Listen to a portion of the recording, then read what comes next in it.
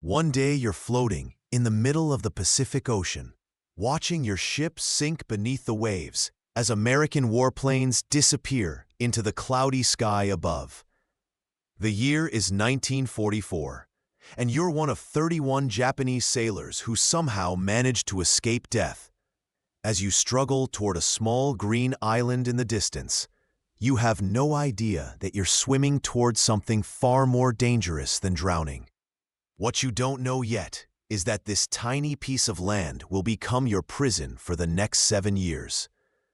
What you can't imagine is that by the time you leave, half of your fellow survivors will be dead.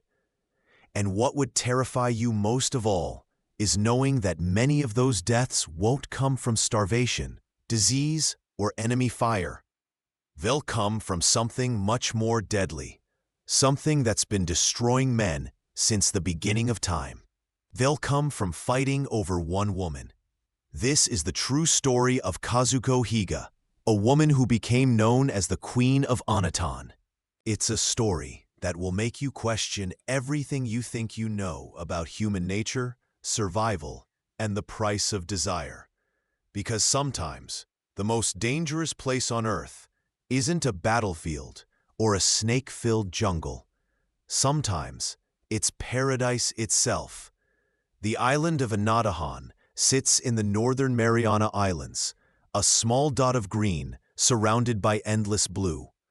Before the war, it was home to just 2 people. Kazuko Higa had been sent there to oversee a small plantation, and with him lived a woman named Kazuko.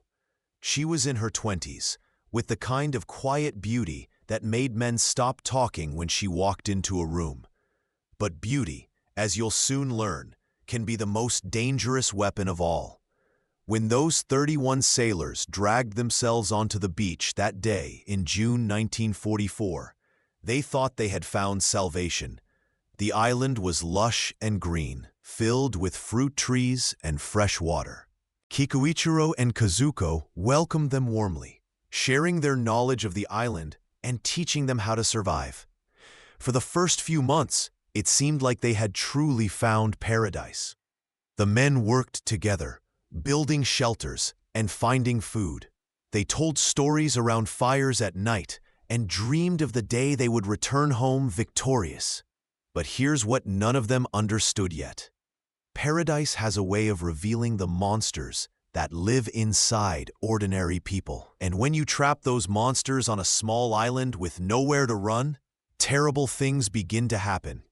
The first sign of trouble came with the roosters. You see, Kikiichiro had brought some chickens to the island, and the men discovered that they could use the roosters for fighting. It started as innocent entertainment, something to break the monotony of island life. But slowly, the betting became more serious. The arguments over the fights grew more heated, and the men began to divide into groups, each supporting their favorite birds with an intensity that seemed strange for such a simple game. What they were really doing, of course, was practicing for something much more serious. They were learning how to compete. They were discovering which men would back down and which would fight. They were mapping out the battle lines for a war they didn't even know was coming. As the months passed, something else began to change. The men started paying more attention to Kazuko. At first, it was subtle. A few extra glances when she walked by, competing to help her with tasks around the camp, offering her the best portions of food or the most comfortable places to sit. It seemed harmless, even chivalrous. But you have to understand what was happening in their minds. These men had been cut off from everything they knew. They had no contact with the outside world, no word from families, no idea if they would ever see home again. In their isolation, Kazuko became more than just a woman. She became a symbol of everything they had lost. She represented home, comfort, hope, and desire, all wrapped into one person. And that's when the real danger began. The first death happened in early 1945, though nobody called it murder then. One of the younger sailors, a man named Tanaka, was found at the bottom of a cliff. His body was broken on the rocks below, and everyone assumed he had slipped while gathering bird eggs. But a few of the men noticed something odd. Tanaka had been getting closer to Kazuko lately, spending time talking with her about life before the war. And on the morning he died, he had been seen arguing with two other sailors about who would help her collect water that day. Coincidence? Maybe. But when you're trapped on an island with 30 other desperate men, coincidences start to feel a lot more sinister. The second death came a few months later. Yamamoto, one of the older sailors, became violently ill after eating fish that everyone else had shared without problem. He died in agony over 3 days, his body racked with convulsions that looked suspiciously like poisoning. Again, it could have been an accident. The island had many plants, and perhaps he had eaten something toxic while foraging. But here's what made some of the men suspicious. Yamamoto had been one of the most vocal critics of the way some sailors were treating Kazuko. He had argued that their behavior was inappropriate, that they were making her uncomfortable with their constant attention. He had suggested that maybe they should establish some rules about how to interact with the only woman on the island. The day before he died, he had been overheard saying that something needed to be done about the situation before it got out of hand. As 1945 turned into 1946, the deaths became impossible to ignore. Men started disappearing during hunting trips, their bodies found days later in remote parts of the island. Others died in their sleep, apparently from heart failure, though they were young and had seemed perfectly healthy. Some had fatal accidents with tools or fell from trees they had climbed successfully dozens of times before. The surviving men began to realize that they were living in a nightmare, disguised as paradise. Trust evaporated like morning mist. Friends became enemies overnight. Every meal was examined for poison. Every friendly gesture was analyzed for hidden threats. Sleep became a luxury that might cost you your life.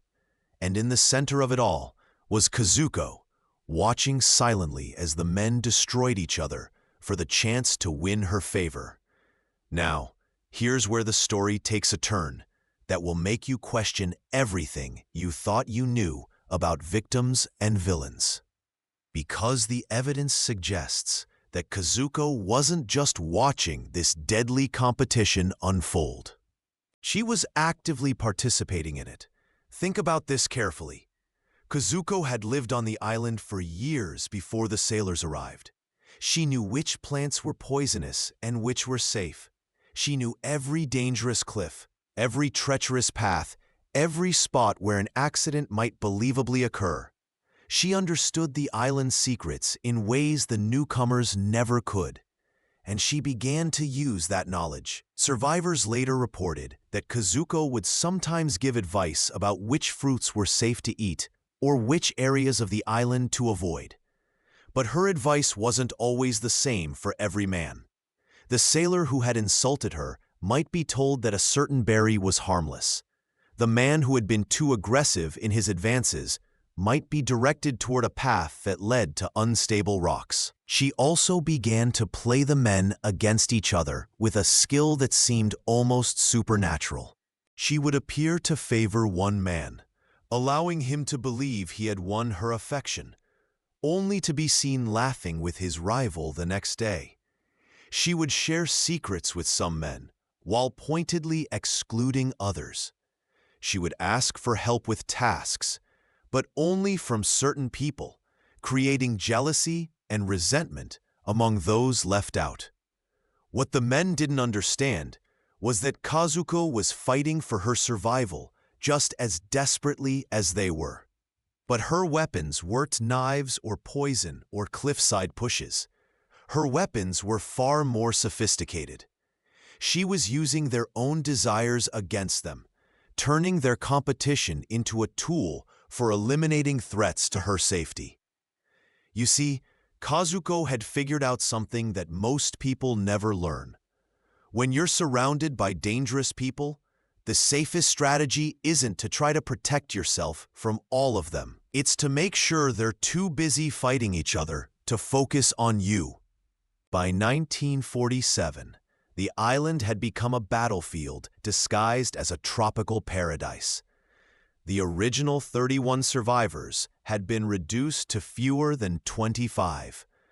The men had formed into distinct factions, each group convinced that the others were planning to eliminate them. They slept with weapons close at hand and traveled in pairs for protection. But the most disturbing part wasn't the violence itself. It was how normal it had all started to seem. Men who had once been friends now accepted that they might have to kill each other to survive. The daily routine of searching for food and maintaining shelter continued, but underneath it all was a constant tension, like the feeling you get right before a thunderstorm breaks. And Kazuko moved through it all, like a queen indeed, treated with a mixture of desire and terror by men who were no longer quite sane. The psychological pressure of the situation was doing something terrible to everyone on the island, including Kazuko herself. Isolation does strange things to the human mind, especially when it's combined with fear and desperation. The normal rules of civilized behavior don't just bend under that kind of stress. They shatter completely. Kazuko found herself making calculations that would have been unthinkable just a few years earlier. Which men were becoming too violent to be trusted? Which ones were growing suspicious of her role in the deaths? Which alliances were forming that might threaten her position? She was playing a game of survival that was far more complex and deadly than any of the men realized. And she was winning. But winning came at a cost that was slowly destroying her soul. Every death on the island was partially her responsibility, even if her hands weren't the ones that administered the poison or pushed someone off a cliff. She had become a puppet master, pulling strings that led to graves. The most chilling evidence of her transformation came from one of the few men who eventually escaped the island. He later reported that Kazuko had told him something that still haunts him decades later. She had said that the island was teaching her things about herself that she never wanted to learn. She was discovering that she was capable of things that would have horrified the woman she used to be. But she also said something else. She said that she didn't regret it, because the alternative, being passive and helpless while 30 desperate men fought over her like a prize, would have been worse than death. As 1948 became 1949, the killing reached a fever pitch. The men had begun openly hunting each other, no longer bothering to make the deaths look accidental. Bodies were found with knife wounds, crushed skulls, and signs of strangulation. The island that had once been paradise was now littered with graves marked by crude wooden crosses. The survivors had divided into 3 main groups, each led by men who had managed to accumulate followers through a combination of charisma, fear, and violence. There was Matsuda, who controlled the largest faction through his pre-war connections and business skills. There was Nakamura, who commanded loyalty from the former military men through discipline and shared experience. And there was the most dangerous of all, a man named Ishii, who led a smaller but more ruthless group that operated in the shadows. What none of the ordinary men knew was that Ishii possessed something that could have changed everything. He had a radio. Hidden in a cave on the far side of the island, carefully maintained and secretly operated, this radio had been receiving transmissions for years. Ishii knew that the war had ended in 1945. He knew that Japan had surrendered. He knew that rescue ships occasionally passed near their coordinates. But he had kept this information to himself because he had his own plans for the island kingdom they had created. Ishii's strategy was more sophisticated than simple violence. He understood that whoever controlled Kazuko would ultimately control the island, because the other men would never stop fighting for her attention. His plan was to eliminate the other faction leaders, claim Kazuko as his prize, and rule the island as its undisputed king. What he hadn't counted on was that Kazuko was several moves ahead of him in this deadly game. She had suspected for months that someone on the island possessed information about the outside world. The confident way that certain men talked about the future, the subtle hints about plans that extended beyond mere survival, the fact that some deaths seemed to happen with perfect timing to benefit specific people. All of these clues pointed to the existence of a secret that was shaping events from the shadows. When Kazuko finally discovered Ishii's radio, she faced a choice that would define the rest of her life. She could reveal the secret to all the men, potentially ending the violence, but also risking chaos as they realized they had been trapped by lies. She could confront Ishii directly, but that might result in her own death. Or she could take control of the information and use it as her ultimate weapon. She chose the third option. Kazuko began to feed information to the different factions, but carefully and selectively. She told Matsuda's group that she had heard rumors about ships in the area, encouraging them to prepare signal fires. She mentioned to Nakamura's men that some of the other survivors might be hiding important secrets, increasing their paranoia. And she let it slip to several individuals that the war might be over, but swore them to secrecy, ensuring that the information would spread like wildfire through the camp. What followed was the most violent period in the island's bloody history. Men who had been suspicious before became openly hostile. The competition for resources intensified as groups prepared for potential rescue. And the battle for Kazuko's favor reached a fever pitch as men realized that their time on the island might be limited. By early 1950, fewer than 20 men remained alive. The island had become a graveyard where the living walked carefully among the dead. The survivors were no longer the same people who had swum ashore 6 years earlier.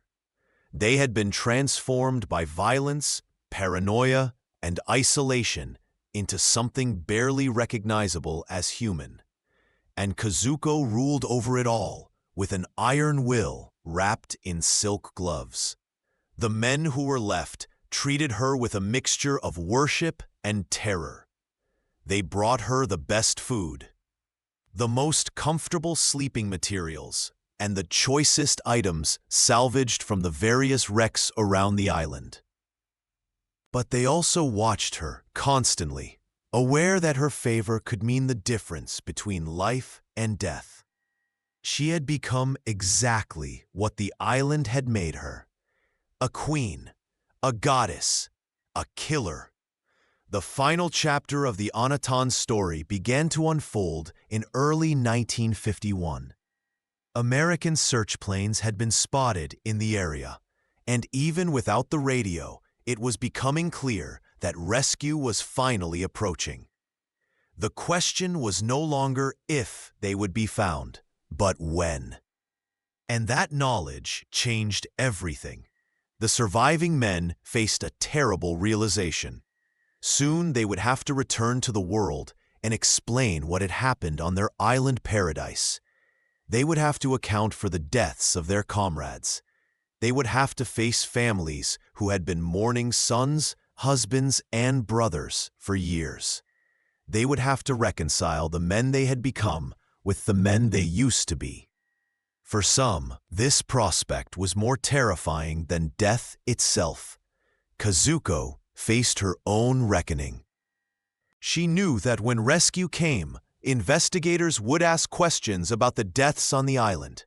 They would want to understand how so many men had died in accidents and mysterious circumstances.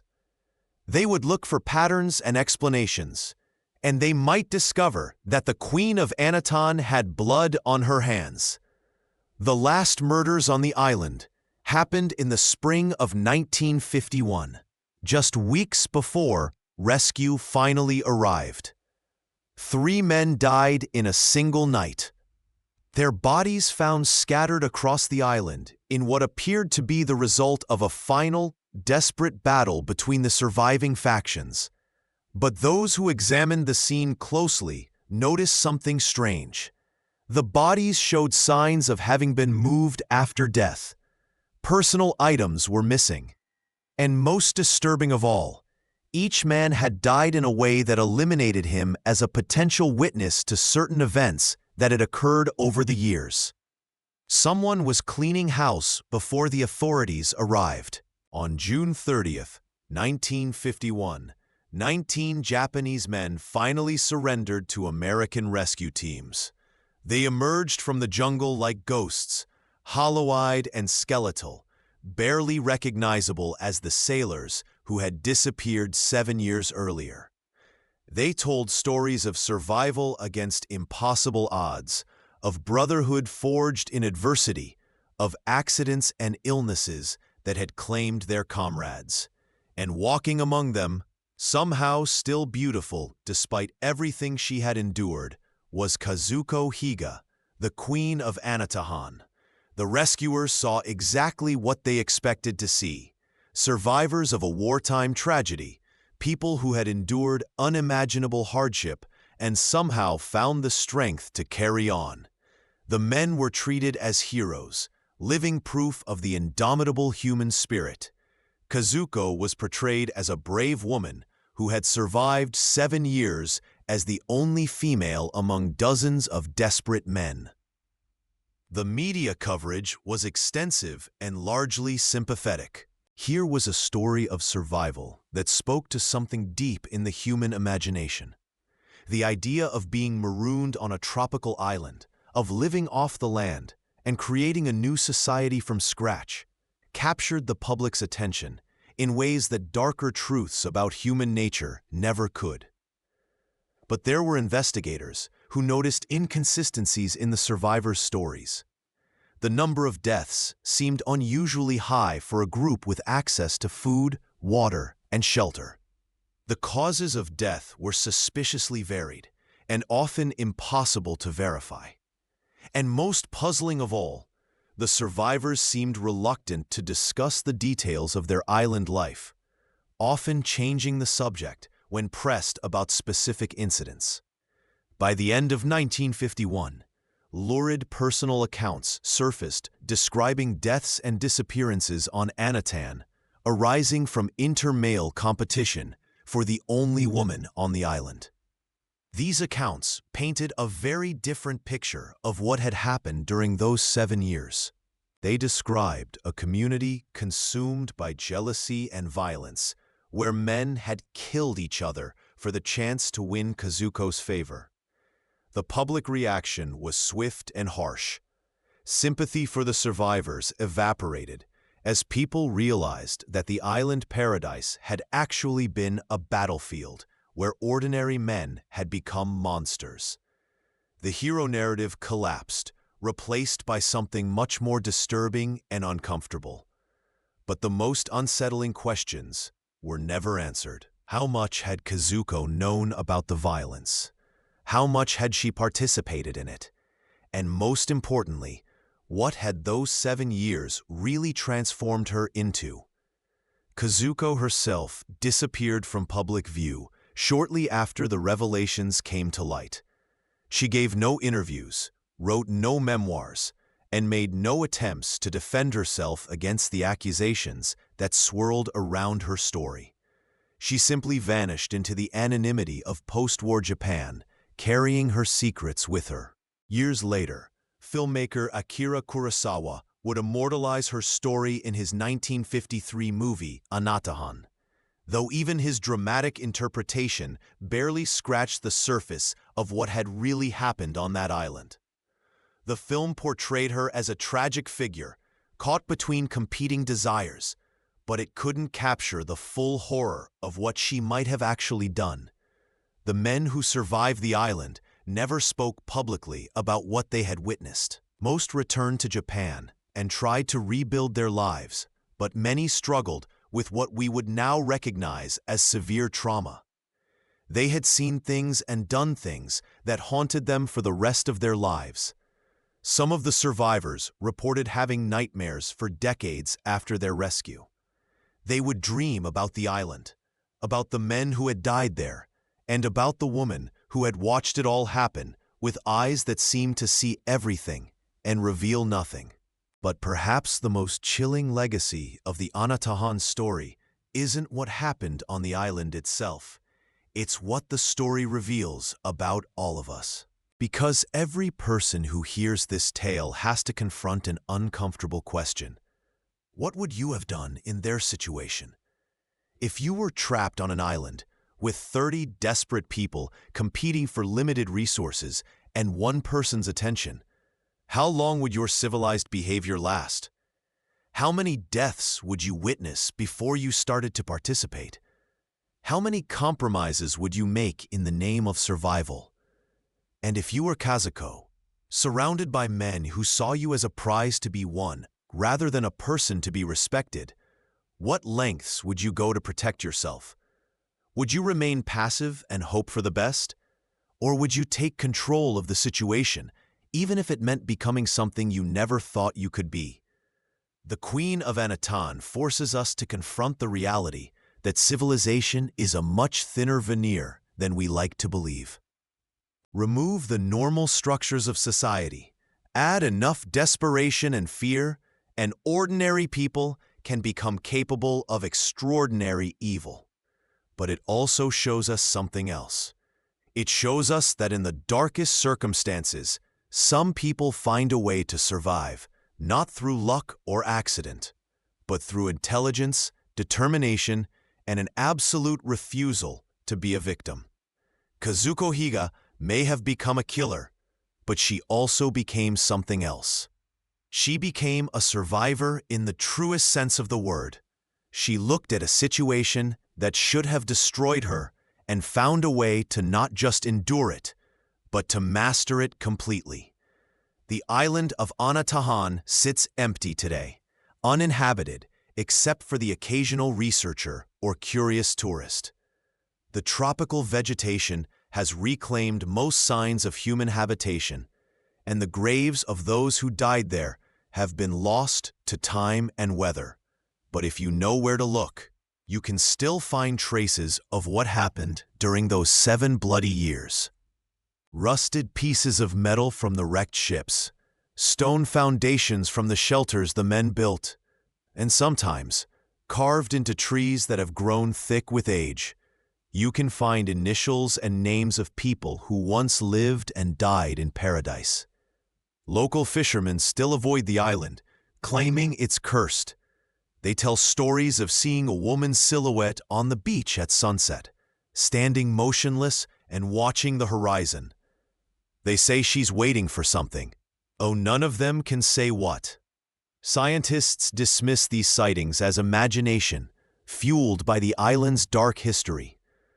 But the fishermen insist that there's something different about Anatahan, something that makes them uncomfortable, even decades after the last survivor left its shores. Maybe they're right to be cautious. Maybe some places retain the memory of the evil that was done there. Or maybe the real horror isn't supernatural at all. Maybe it's the knowledge that under the right circumstances, any isolated place could become another Anatahan, and any group of ordinary people could transform into something monstrous. The story of the Queen of Anatahan is many things. It's a tale of survival against impossible odds. It's a study in human psychology under extreme stress. It's a reminder of how quickly civilization can collapse when normal rules no longer apply. But most of all, it's a warning. It's a reminder that the capacity for both great evil and incredible resilience lies within all of us, waiting to be awakened by the right combination of circumstances. Kazuko Higa died in obscurity many years after leaving the island, taking her secrets with her to the grave. We'll never know for certain how many deaths she was responsible for, or what methods she used to eliminate her enemies. We'll never understand the full extent of her transformation from victim to victor. But we do know this: when faced with a choice between being destroyed by her circumstances or taking control of them, she chose control. When confronted with the reality that men would kill each other for her attention, whether she wanted it or not, she decided to influence the outcome. And when history demanded that she become either a victim or a villain, she chose to become something else entirely. She chose to become a queen. The next time you find yourself in a difficult situation, remember the Queen of Anatahan. Remember that survival isn't just about enduring hardship.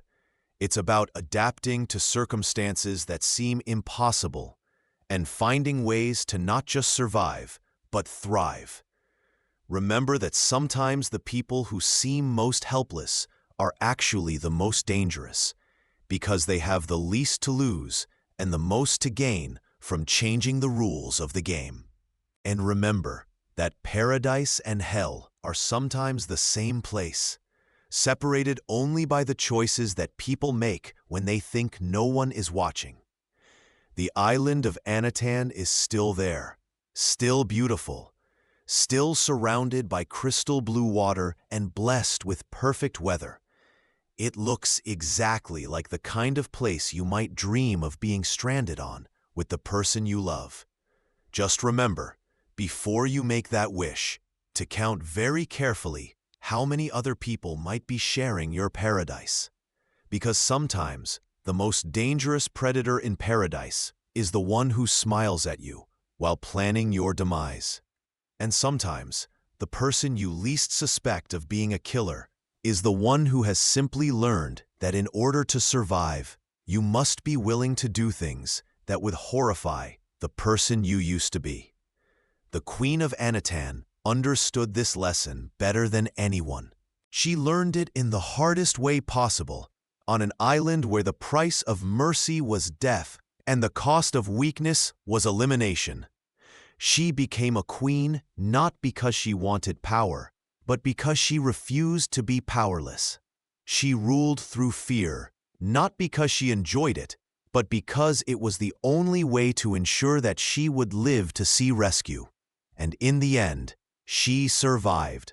While half the men around her died in pursuit of something they could never have, she endured. While they destroyed each other fighting over a prize that was never really available, she waited patiently for the day when ships would appear on the horizon. When that day finally came, she walked onto the rescue boat, carrying nothing but the clothes on her back and the memories of 7 years in paradise. But those memories contain secrets dark enough to haunt a person for the rest of their life. The Queen of Anatahan got exactly what she wanted. She survived. She escaped. She lived to tell her story, or at least the parts of it that she chose to reveal. But sometimes, the price of victory is discovering that you're no longer the person you thought you were. Sometimes, survival changes you so fundamentally that you can never go back to who you used to be. And sometimes, becoming a queen means accepting that you'll spend the rest of your life ruling over a kingdom of ghosts, haunted by the faces of those who died so that you could live. That is the true story of Kazuko Higa, the Queen of Anatahan, a woman who faced the worst of human nature and learned to use it as a weapon, a survivor who discovered that paradise can be the most dangerous place on earth, a queen who ruled over death itself and lived to walk away from her throne. Sleep well tonight, knowing that such places exist in the world. Sleep peacefully, understanding that under the right circumstances, any of us might be capable of things we never imagined. And if you ever find yourself dreaming of being stranded on a tropical island, remember to count the other people in your dream very carefully. Because in paradise, as in hell, it's not the place that determines your fate, it's the company you keep.